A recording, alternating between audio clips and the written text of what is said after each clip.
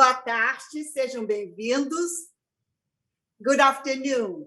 Welcome. I am Sueli Bonaparte, founding president of the Brazil-Florida Business Council.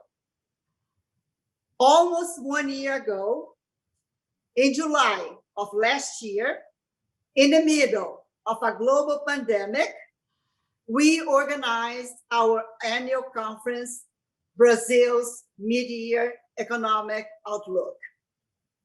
And I had the pleasure of moderating this relevant forum, and Adolfo Sachsida, Secretary of Economic Policy at the Ministry of Economy, was one of the speakers. And I asked him, Secretary, what is going to happen to the agenda of reforms? Are they going to be affected by this pandemic, this crisis? His answer, you write this down. The next 18 months will be known as the 18 months of reforms and privatizations. And Eletrobras will be privatized. That's what he said almost 1 year ago, in July of last year. So today's program couldn't be more timely.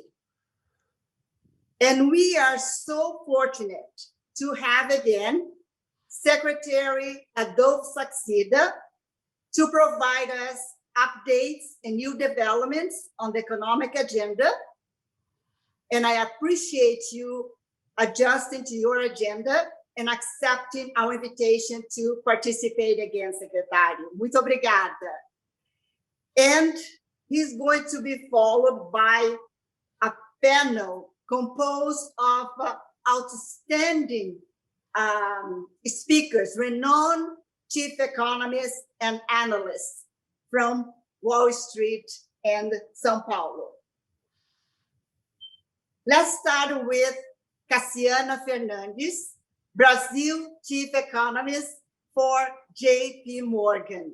Seja bem-vinda, Cassiana. André Loes, Chief Economist for Latin America for Morgan Stanley. Seja bem-vindo, André. Obrigado, Felipe. Alberto Ramos, Managing Director, Head of a Latin America Economic Research Team and Global Investment for Goldman Sachs.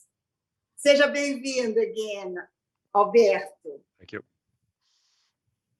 And this outstanding panel will be moderated by Lisa Schineller, Managing Director and Lead Analyst of Sovereign and International Public Finance Ratings of Standard & Poor's Global Ratings. Their backgrounds, their bios were sent with your reminders. If you take a look, and I strongly recommend that you review their backgrounds from the emails that, from the reminders that we sent it to you, you would appreciate today's presentation, today's discussion, okay? So without any further ado, we have so much to cover. So at this point, it gives me great pleasure to turn over to Lisa. Thank you so much. Enjoy the program. To you, Lisa.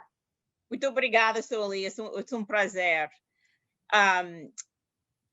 I'll just start off by noting that we at S&P Ratings affirmed Brazil's level BB- rating last week, stable outlook.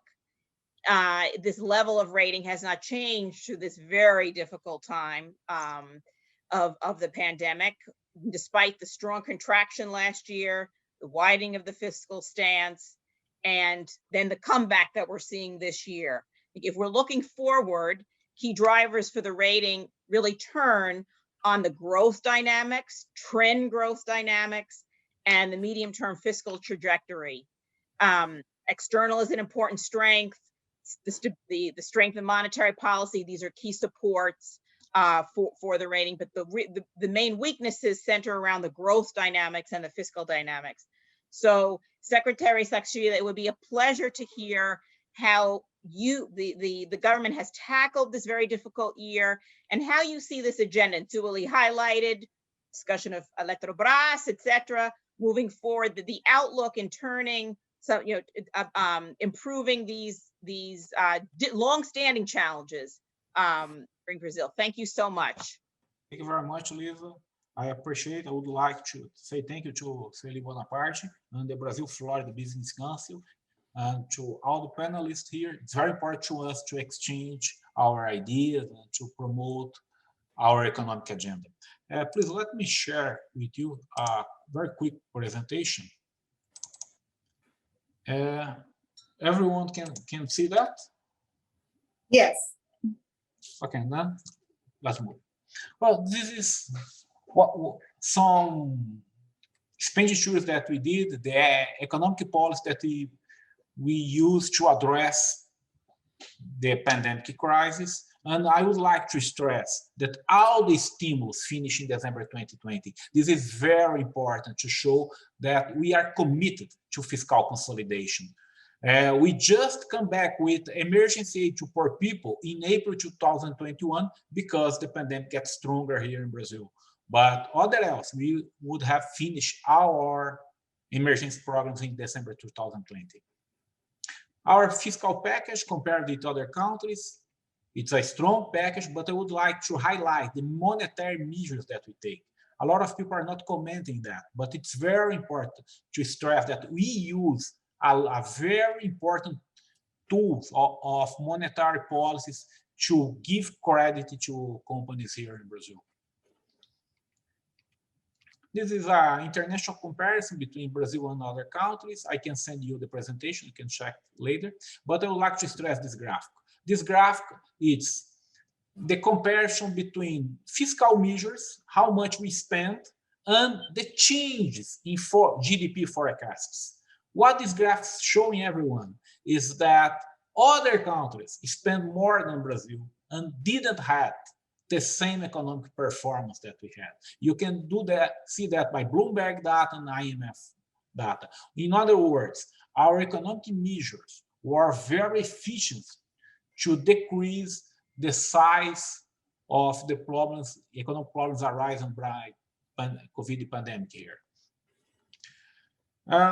In the beginning of the crisis, the market was expecting a huge decrease in Brazilian GDP. IMF was expecting 9.1 decrease in Brazilian GDP, and guess what? We finished with a 4.1 decrease. We would like to have a better outcome, but still it's a very good one when you compare with other countries around the world. This is our GDP right now in the fourth quarter of last year and the first quarter 2021 GDP. As you can see, Brazil is growing 1%. It's a quickly recovery. And if you look at the margin, 1.2. Again, a lot of people are saying that Brazil would not have an increase in GDP. Why? Because we stopped, we finished every fiscal stimulus in December 2020. And guess what? The fiscal cliff just didn't happen. Why? Because we show everyone that we are committed to the fiscal side and we are approving a very important set of pro-market reforms here in Brazil. This is the speed and the strongness of our recovery right now. When you look at the market, the GDP revisions are going up. Probably in some weeks, this number will get close to 5%. I would like to stress four main features around 2020. First, the saving rates increase. This is important because this will boost our recovery in consumption and investment. Second, the speed of investment recovery was the fastest recovery in investment in the Brazilian history. But more important than that, the investment is being financed by the private sector. When you look at the public bank, BNDES, the share of BNDES loans decrease in this crisis, but the share of the investment that are financed by private banks are going up.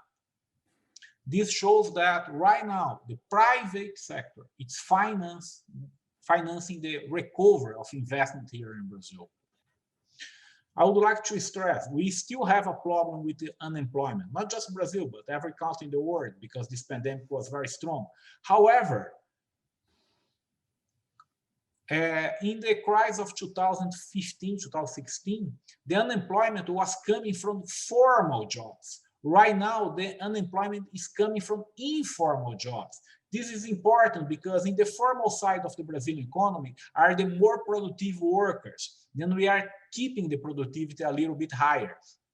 And the informal sector, it's much more dynamic than the formal sector. In other words, as soon as we will be able to vaccinate the population, we expected that employment will go up here in Brazil. This is to show you the strongness of our credit market measures. When you look at the total credits here in Brazil, that what happens a huge increase, showing the size and power of our monetary measures. When you look at the world, the commodity prices are going up, the interest rates are going down. In other words, the international scenario, it's a good scenario to Brazilian economy. I would like to share with you the legislative agenda. When we look at 2019, people say, hey, you approved the social security reform. It's important, but what more? Well, guess what? There is a lot of more. We review some agreements that allow us to make the largest oil auction in the world. We change the FGTS, a very important structural reforms to help the labor market here in Brazil. We approve new agricultural laws and a lot of other changes that improve the productivity and the legal framework of our economy. And right now, addressing the issue that Sueli was telling a little bit earlier. June last year, I came here and told everyone, from July 2020 to December 2021, will be entered for the Brazilian history as 18 months of economic reforms. And guess what? In this time, since July of last year until now, we approved, together with the National Congress, together and with the support of the National Congress, a new fiscal framework. Even during the greatest public health crisis in history, we were able to approve tough measures in the fiscal side of the economy. Why? Because it's our economic agenda showing everyone it's important to have fiscal consolidation. Why? Because fiscal consolidation will bring inflation law down, will bring to interest rates down, and will keep investment coming to Brazil. But more than that, we approve a strong set of legislative reforms, new sanitation legal, new bankruptcy law, new public auction law, central bank independence, natural gas framework, new regulatory agency, new startup framework. This was approved since July of last year. In other words, in less than 11 months, we approved this set of economic reforms. And for this year, we have a new tax system reform, a public servants reform. We already approved in the lower house the privatization, the legal act to allow us to privatize Eletrobras. This will be voted in this month in the Senate. We already approved a new cabotage legislation. We already approved in the lower house a new exchange rate legislation, a new environmental license. In other words, we have a strong economic agenda moving on in the National Congress. Our long-term goals, fiscal consolidation and productivity growth. It's a very clear agenda. Reducing misallocation, improving legal frameworks and legal security, privatizations and concessions, trade openness, and better doing business. I would like to share with you our green agenda. It's a strong agenda. First, the privatizations and concessions to 2021, 117 assets will be privatized or go to concessions in 2021. You can mark my words, 2021, it's the year of privatizations here in Brazil. More than that, in March 17, the Brazilian government, in a unilateral way, decreased 10% of import tax for 1,495 products. We are step by step opening our economy. Green finance, we understand the importance of this agenda. And we are working together with the National Congress and with the other branches of government to develop better ways to protect our environment. I would like to stress this decree 8874.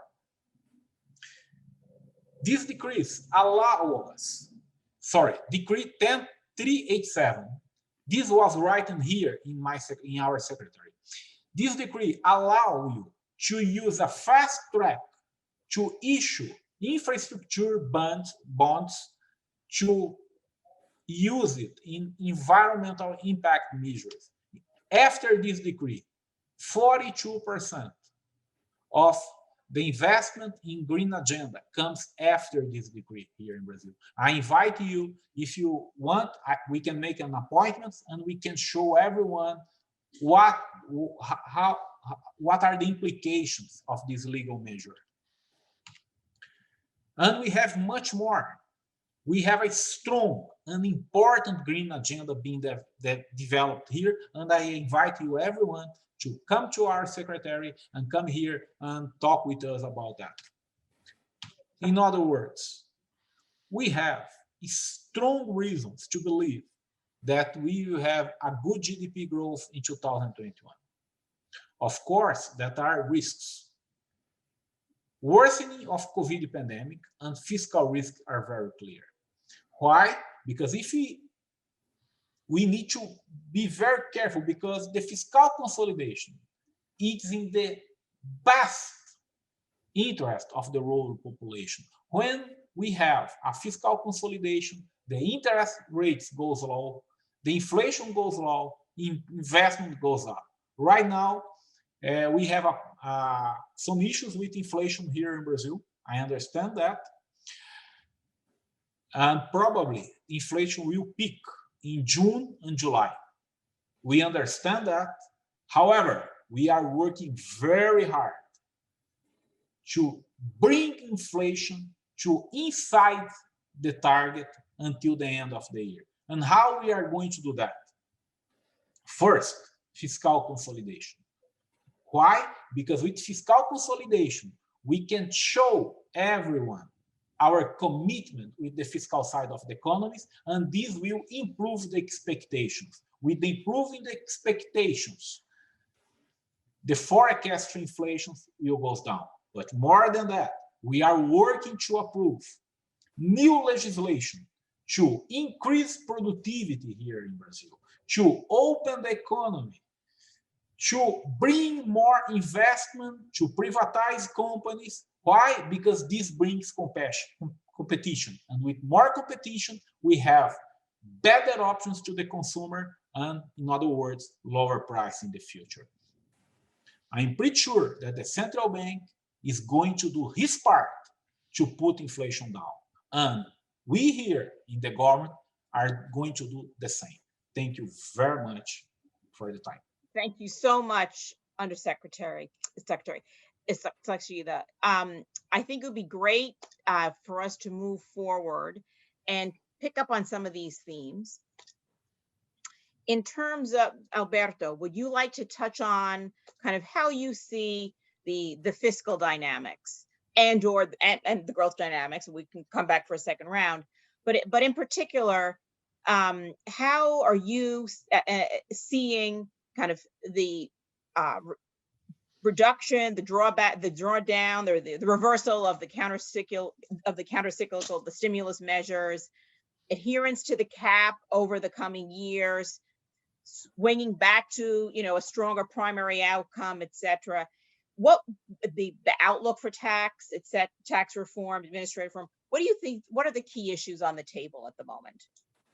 Sure, absolutely. Thank you, Lisa. Thank you, Sueli, for the kind invitation. A pleasure to participate in this event alongside, you know, the other speakers. And thank you, Secretary, for your comments. You know, I'm the first to applaud, you know, the focus and the determination of the economic team to fight the good fight, you know, the reformist agenda, the liberal inclination, all that I can tell is appreciated by investors, is certainly appreciated by analysts like myself. Of course, I have a less rosy interpretation and view of what's happening in terms of growth and in terms of fiscal consolidation, but that's my job as an analyst, not to look of what has been achieved, but what is still in front of us, you know, to make this a great story. On the fiscal side, and to specifically to your question, Lisa, I think the fiscal is the issue of yesterday, is certainly the issue of today, and it's part of the 2-point agenda that the Secretary mentioned, is the key point of the future alongside the productivity agenda, you know, because Brazil has basically, you know, I have been repeating in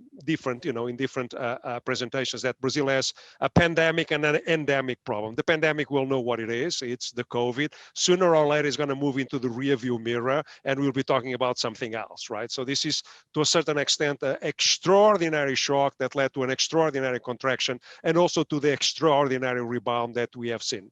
But the endemic one is the low growth, low investment, low productivity. That is the key agenda, because if we go through the fog of what are the dynamics around the COVID and vaccination and lockdowns and fiscal and monetary stimulus, the engine of growth is pretty much the same engine of growth that disappointed us all, you know, before the pandemic. Was relatively modest growth because of low investment, certainly policy uncertainty, political noise, and a number of idiosyncrasies, including very bad policy choices in years past. The fiscal situation in Brazil was quite fragile ahead of the pandemic. The pandemic came along, led to a very significant deterioration of the fiscal picture. You know, part of that is just the automatic stabilizers. You know, the economy contracted, the revenue collapsed. At the same time, the government had to, you know, provide some, you know, fiscal stimulus to mitigate the economic, social, and public health impact of the pandemic. It's obviously that, you know, after that, you know, the debt to GDP is much higher. But the problem is that countries like Brazil, we did not have from the outset any fiscal buffers, any fiscal savings, and the fiscal space or the policy fiscal room was negative. We're already running behind on the consolidation agenda. Now with that, even at a higher level, we're even further behind where we need to be. Just to highlight, this is the seventh consecutive year of primary fiscal deficits. And we probably have another 2 or 3 in front of us. So there's been a long time in which the fiscal is, you know, needs to improve. Now, the economy is doing better, no doubt about it. I'm actually a lot more optimistic than the average of the consensus. The Secretary showed the slide where, you know, the consensus is about 4.3, 4.5. He believes that, you know, the consensus will very quickly move to 5. I have 5.5, and I think 6% is actually quite possible, you know, for growth this year.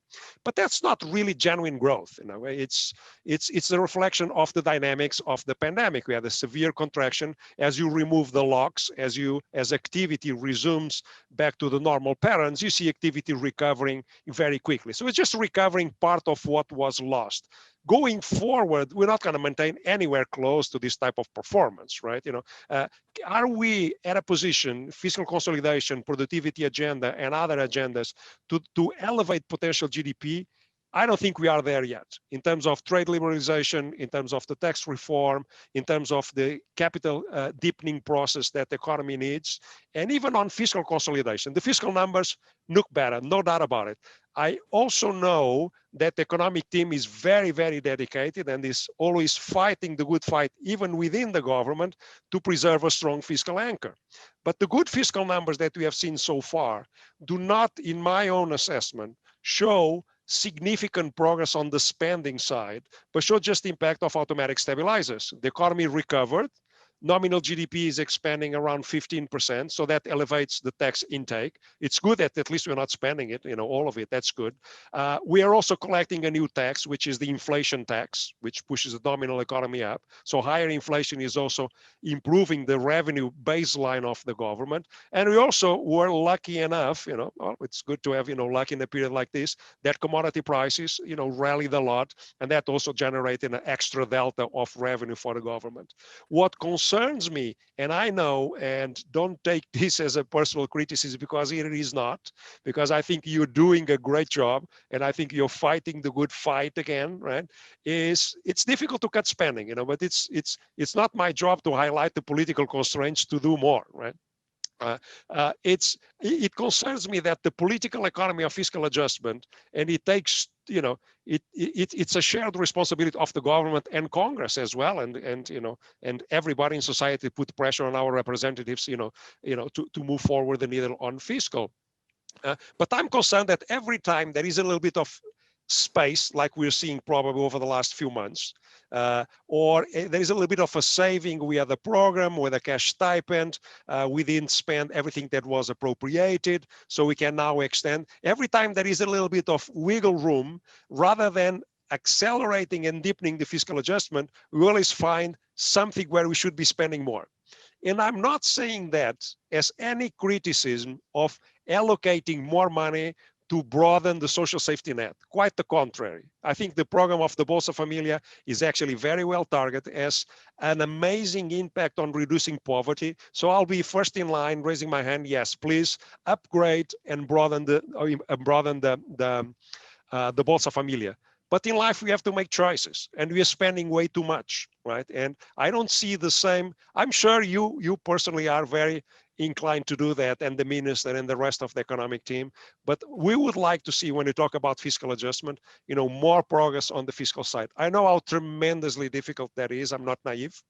But that to me is still the main agenda. So to conclude, is the fiscal is even a more critical issue going forward, because the fiscal situation is even more fragile today than it was ahead of the pandemic.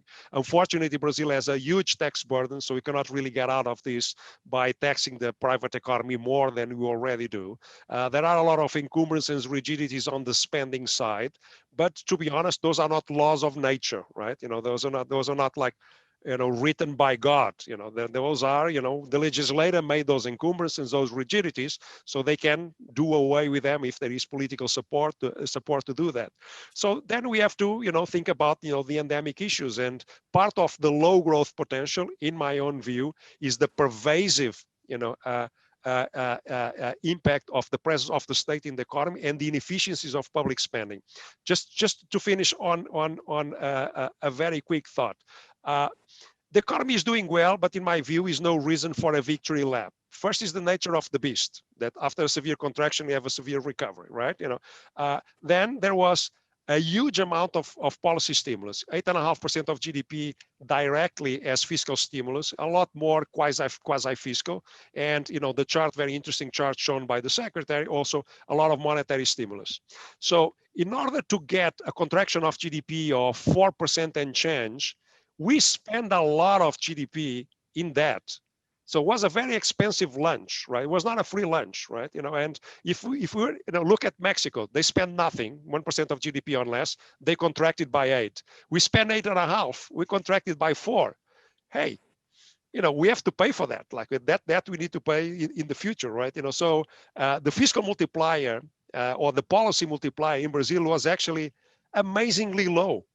For how much we spend to get just a contraction of 4. I mean, we take it. It's great. It's better than -6, right? And it's much better than many of us, including myself, were expecting at the beginning of the pandemic.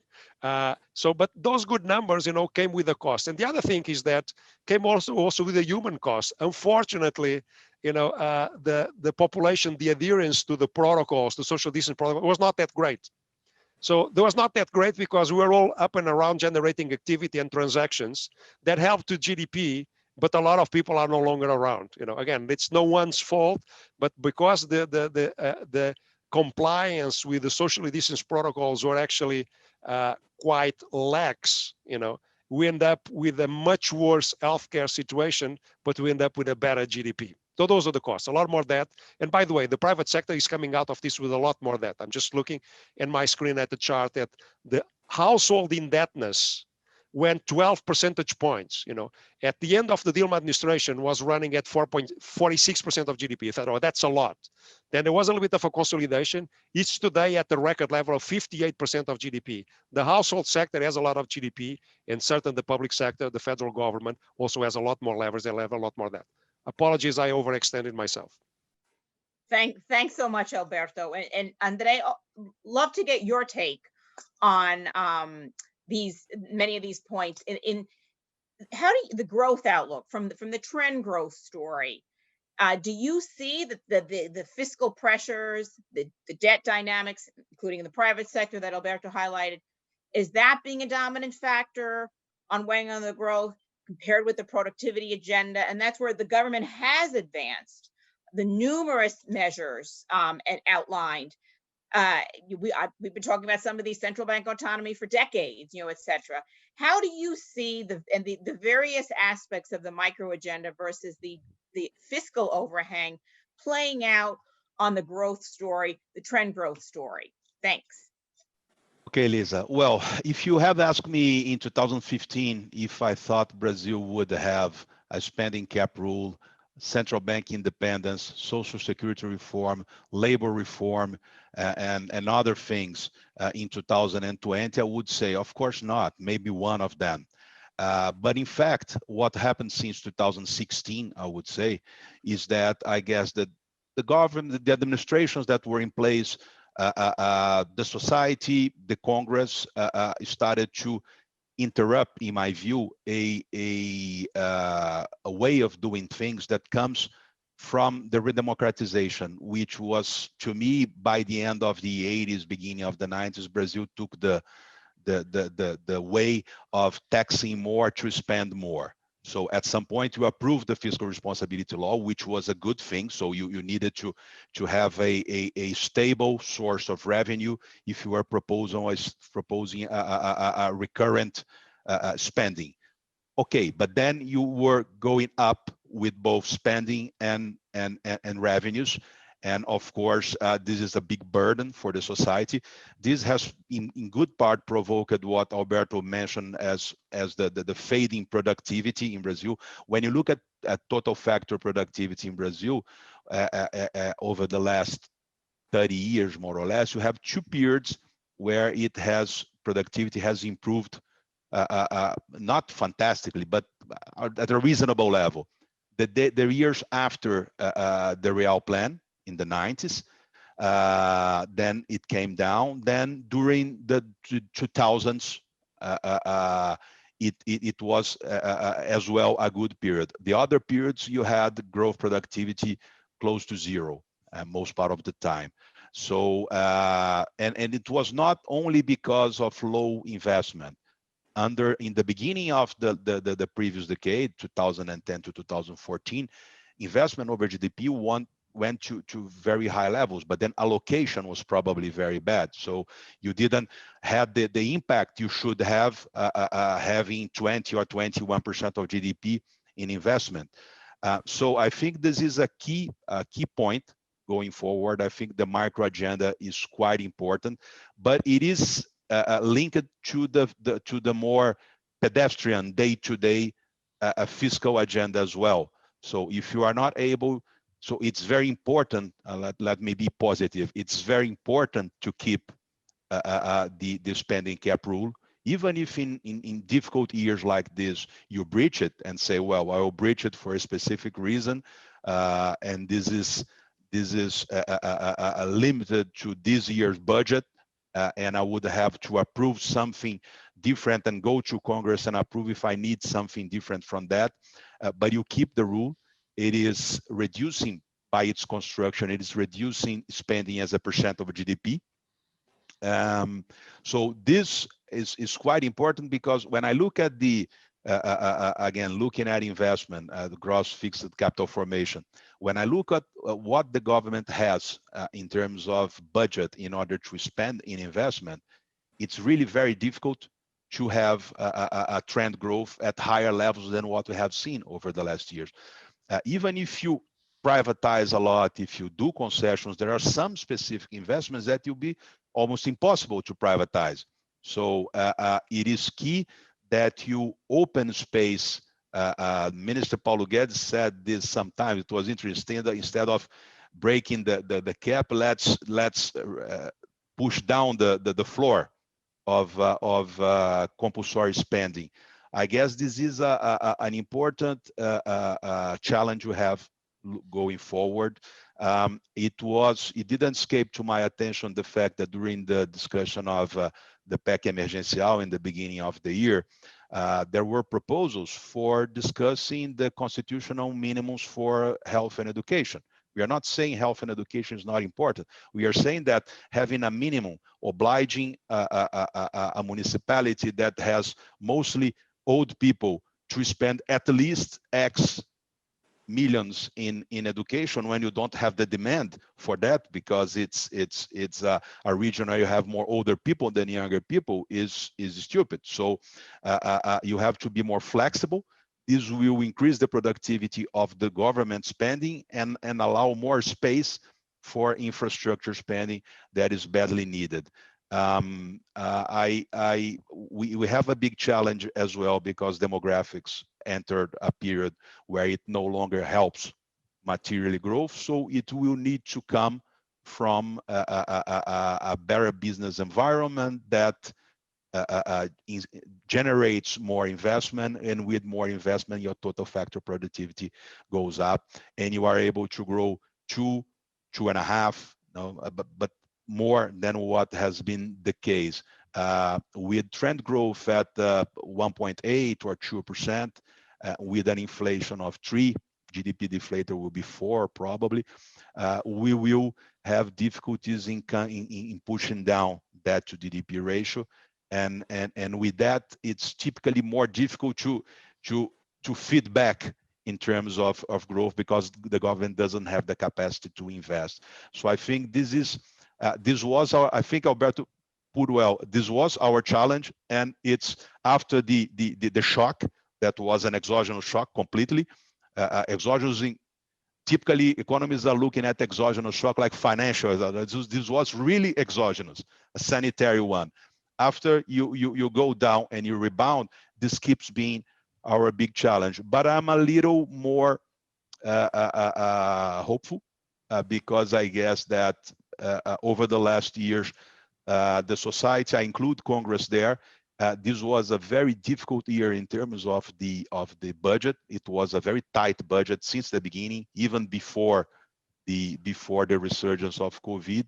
I guess that with all that, as Alberto said, the government and good part of Congress fought the good fight during this period, and we kept most of the fiscal rule and the fiscal framework there. But it's not going to be easy over the next years, I guess. I'll stop here. Thanks, Andre. So you both, you and Alberto, highlighted the longstanding challenges of growth and the fiscal story. The minister touched on inflation a little bit. I think that's something where we've seen a lot of progress in recent years in terms of sort of breaking really into the single-digit range, both for inflation within the target band and the Selic at historically low levels. Cassiana, how do you see the outlook for inflation moving forward? The tone that we've seen in the shift at Banco Central in terms of kind of withdrawing the monetary policy stimulus. How do you see the outlook here? And the key risks. Are there any, amid this increased, market volatility globally that we had seen a bit earlier in the year, are there risks that we're going to go back into a higher inflation, higher Selic range more structurally, or does the central bank autonomy and all the other measures really make a key difference? Over to you. Oh, perfect. First of all, thank you, Lisa. Thank you, Sueli, for the invitation as well. Good night to everyone. So let me, and I think that I'm going to go to the same direction that the other two speakers, because I think that's there is a clear distinction. And Andre made well the point when looking at 30 years ago and then looking at now.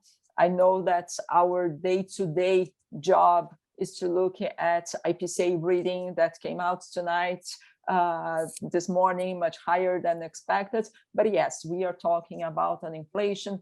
I'm not so optimistic as the secretary is that we are going to be able to deliver inflation below the target range, the ceiling of the target range this year. Actually, our forecast is at 5.8, so something,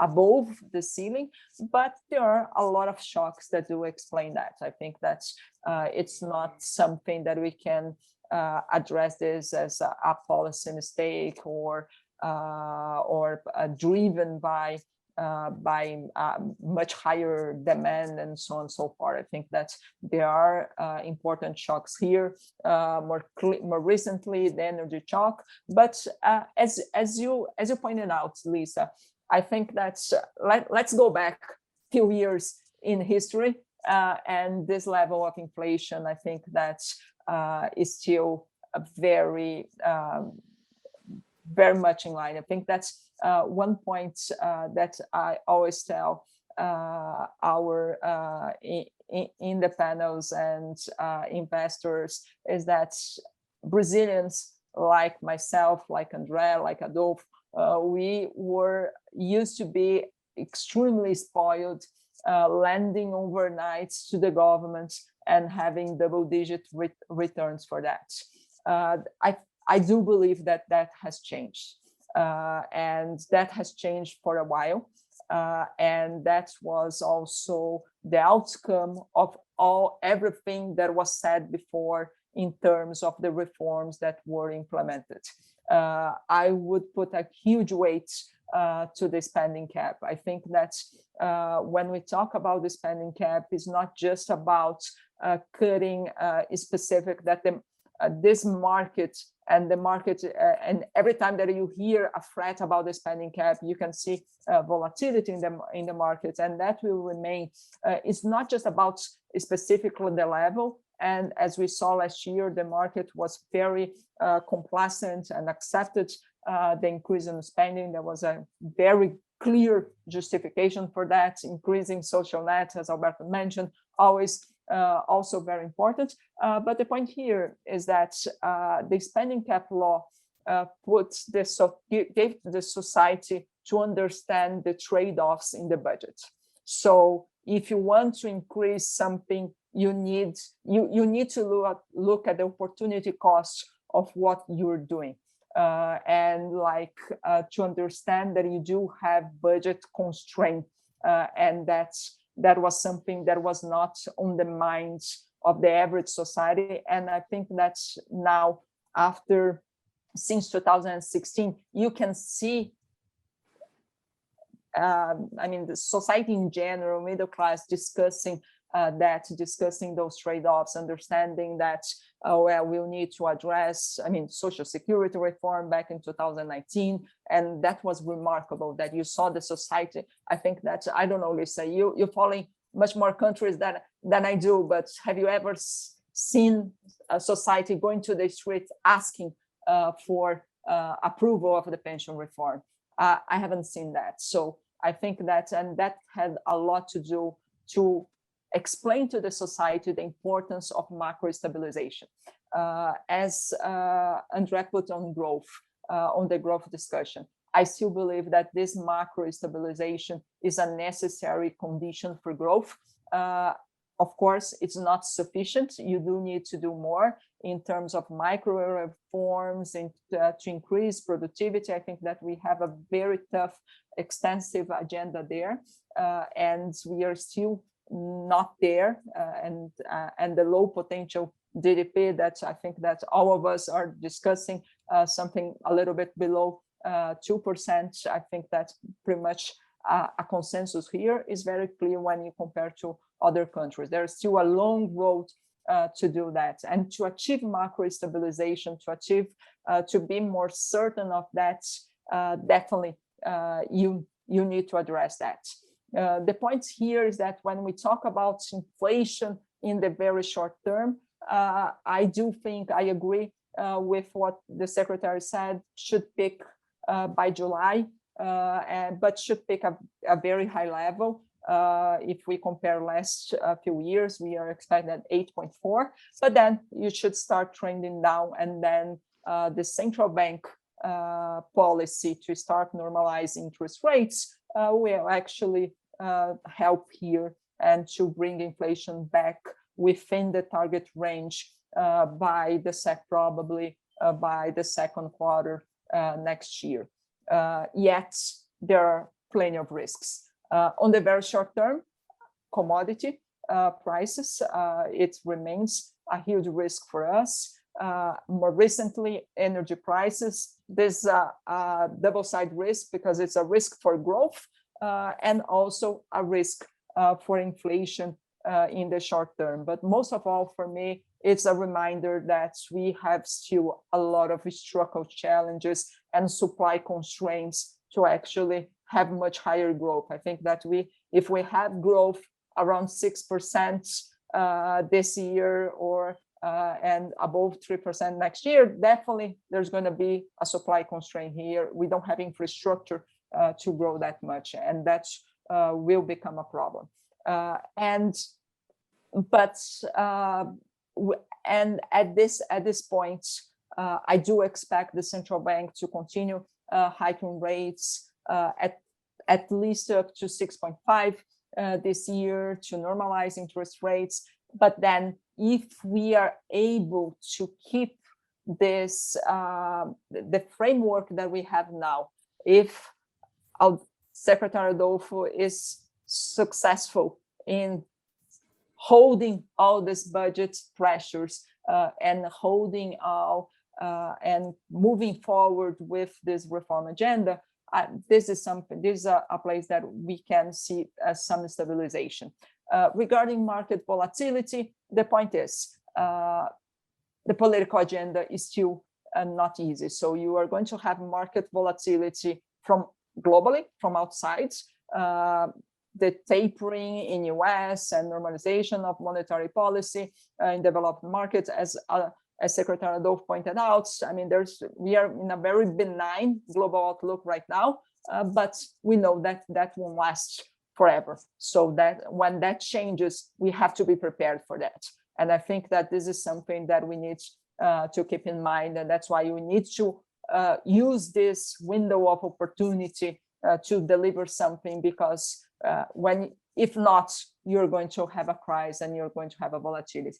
And then just to bring some of the questions that I'm reading on the chats, there's a big question mark, more specifically in 2022, that is regarding the election. What's going to happen and how can we trust that the policy agenda will continue to move forward when you still have all these big ifs and what happened in 2022 and going and forward. So I think that's my short answer to your question would be yes. I think that's we are in a new level. I don't see inflation coming back.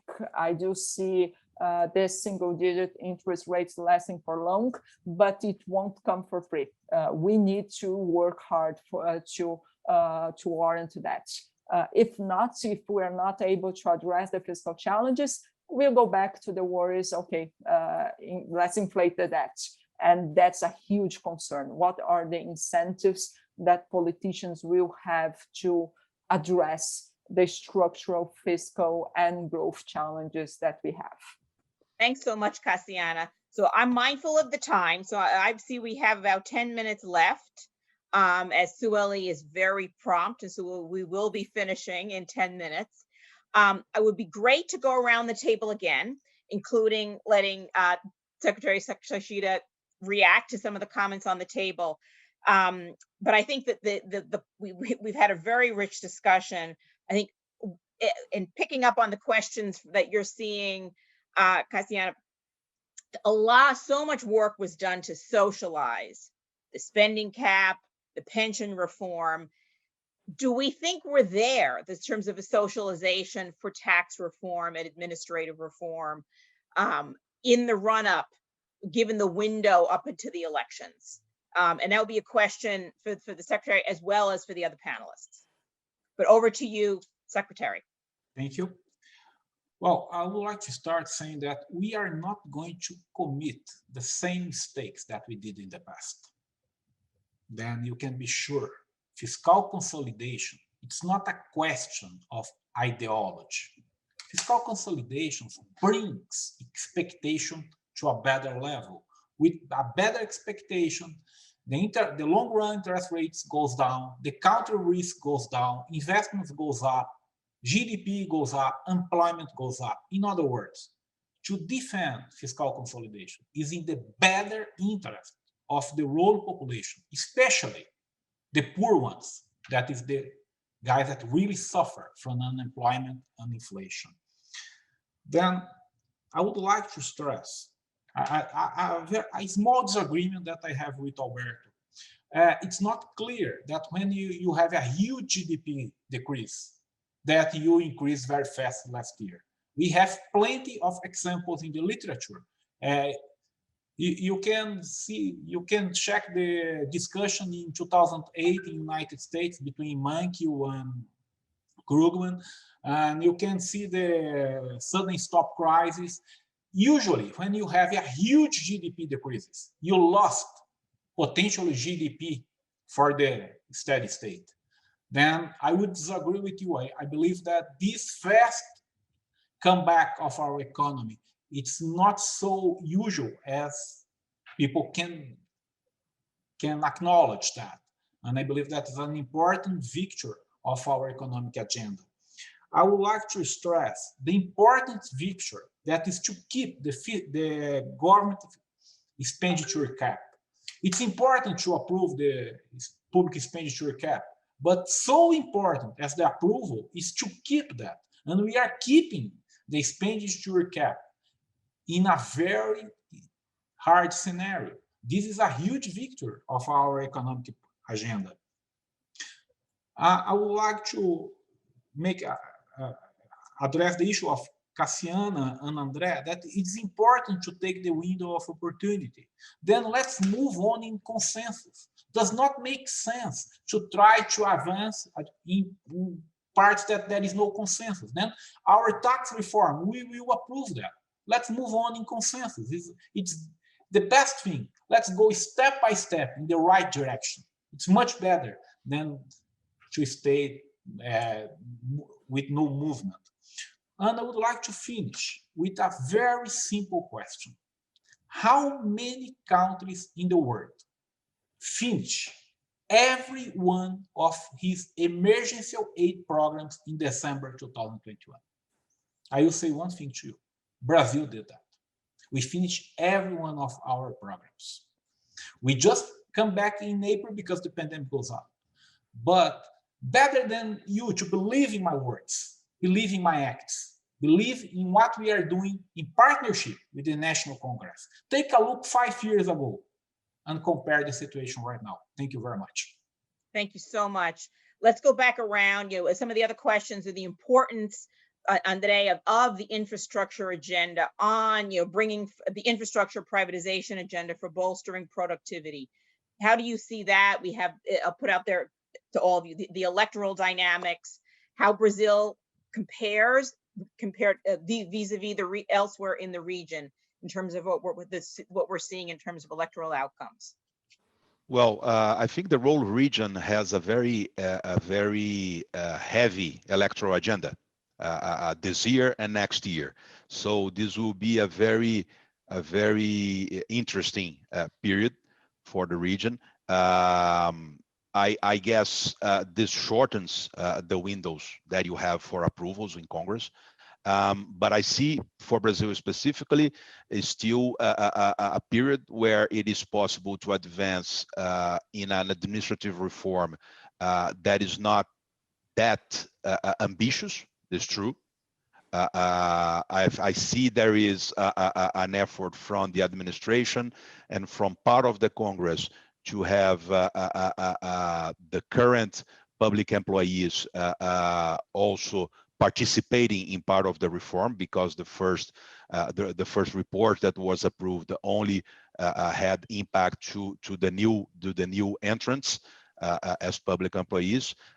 As you have a proposal of a broader administrative reform, it's more difficult to approve it. But I guess it is worth to try to balance that better, to a little more of the effects for the current people in the public service. I think it's possible to have some advance there.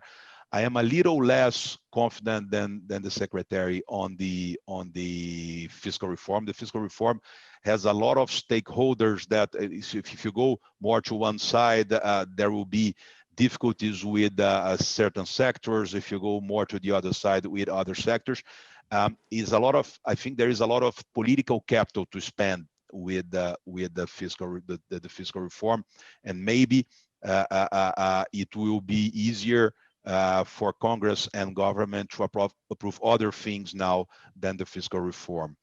Finally, privatizations, I guess there is much more consensus around some privatizations in the country. It's much more a matter of proposing it in a way that stakeholders, regions that will suffer with that privatization get in a way have this impact mitigated. And I think that in the Eletrobras case, for instance, this has been done. And probably it will be possible to advance on that. I'll stop here to give time for my colleagues to speak as well. Thanks. And Cassiana, back over to you. And any reactions, key comments you'd want to make to close? No, sure. So thank you. Let me just go into these points, because I think that's Secretary Adolfo made a very important comments regarding whether should we move into consensus and smaller steps because we have a short window of opportunity, or should we wait and have better reforms? And I think that's Andrea already touched a little bit on administrative reform.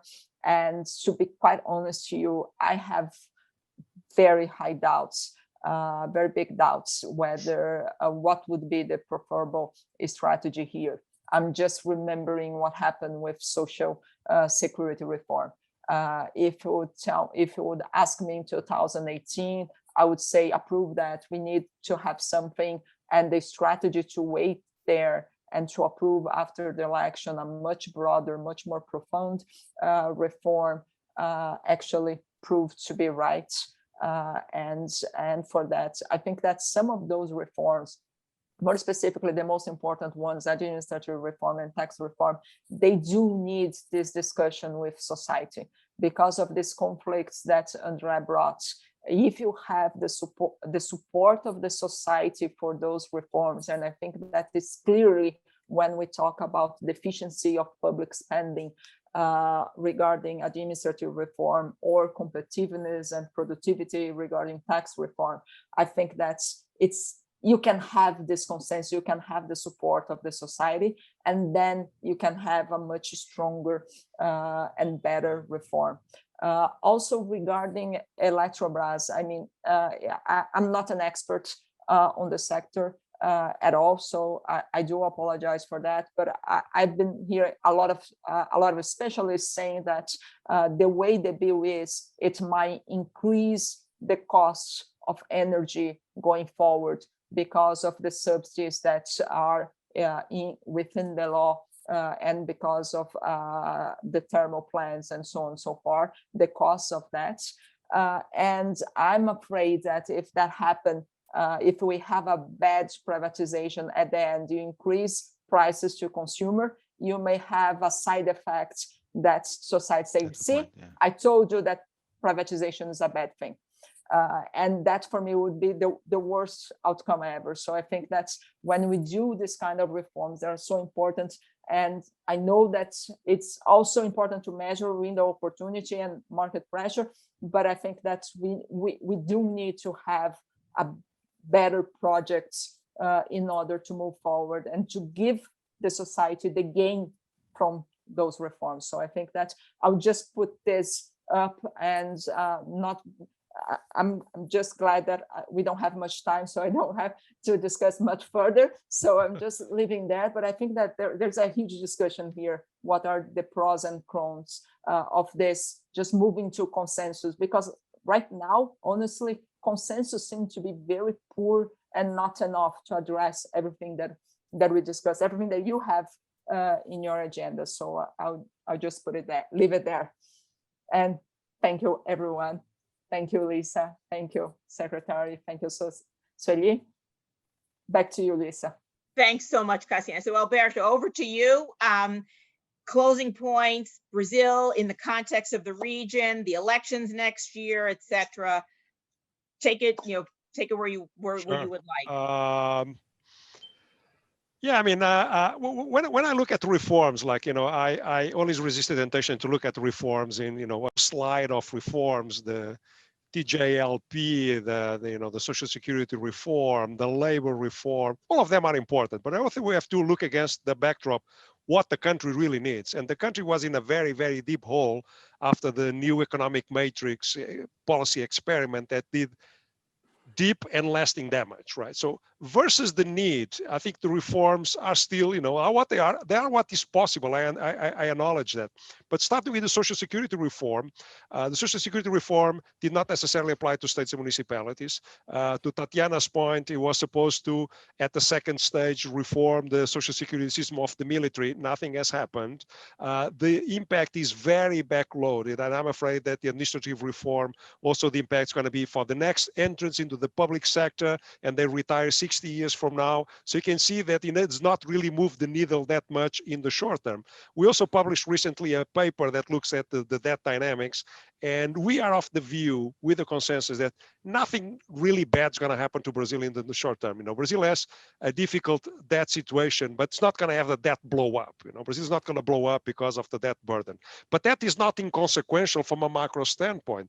There is very solid empirical research that shows that countries with higher debt, and Brazil falls in that category, tend to grow less over the medium term. So that will be probably one of the costs that we'll pay every single day going forward for what we did to sustain growth in the short term.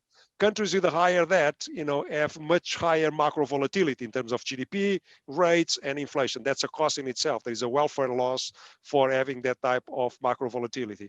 Countries with a lot of debt have less room to pursue counter-cyclical fiscal policies. We have not abrogated business cycles. One day we're going to have another contraction. And of course, we have even less space to mitigate the impact. And sometimes it's the loss of the fiscal instrument that leads a small shock into a bigger crisis. At the extreme, we are very far from it, but at the extreme, countries with a lot of that, may put central banks in the trap of fiscal domination. We're very far from it. I'm just highlighting that this is not a free lunch. To the Secretary's point about the V-shaped recovery and to what extent that is more a reflection of policy rather than the nature of the shock. Policy certainly had an impact, and it's way too early, to have a full, assessment of that. Without that, certainly, the recovery would be much, much slower, But when you look at the dynamics, within LATAM, in the US, and everywhere, this was a very, very unique shock. This is not your garden variety type of a cyclical contraction. After a long cyclical expansion, resource utilization is high, inflation starts to pick up, the central banks need to tighten, the yield curve steepens, investment and purchase of durables contracts, and you go from the expansion into the contraction. This is not also your typical, credit crunch, financial crisis type of shock that destroys a lot of public goods, confidence, and others, and that generates a cyclical contraction. This crisis was a physical restriction on activity. right? I love to go to Broadway. I love to go to movie theaters. I love to watch basketball. Believe me, for 1 year, I didn't do any of that. Not because I did not have the income to do it, but it was a physical restriction. I was concerned about my health. I'm not going to do it. And so once those restrictions move out, and because of the savings and the fiscal transfers, you're going to see a V-shaped recovery. And fortunately, in Brazil and everywhere, it seems, too early to tell, but it seems that the scaring effects were very limited, in terms of bankruptcies. And that's where I give the merit to the policy response. Monetary and fiscal was to limit the potential scaring effects of very deep contraction. I'm very well aware that, that in other big contractions, you never recover the trend line. That is, and that's where I really give kudos to the policy response, was to eventually limit the scaring effects in terms of destroying the capital stock, the capacity of the economy to recover. On the other hand, we left a lot of fiscal scaring, and that fiscal scaring is going to also undermine medium-term growth. Those are my thoughts on it. But I want to congratulate you and your team. You're doing a fantastic job. Keep doing it. And I want to thank an amazing panel. Thank you, Cassiana, Andre, Alberto, and Secretary. Really, it's a pleasure. And again, I think all the key topics that we underscored are key for the sovereign rating perspective. The fiscal story, the growth story are the dominant weaknesses relative to kind of the improvements that we've seen. Certainly the strength on the external side. I mean, Alberto highlighted, kind of it's the slow pressure, this weight of debt on the growth story would be very different if you had an external vulnerability, if you had the debt composition that you had of the past, the external position of the past. So huge change there. And on the monetary policy side, significant progress there. So now it's going back to tackle these this fiscal and this growth story. Thanks so much, Sueli. Over to you, and thank you for inviting all of us for a fabulous discussion.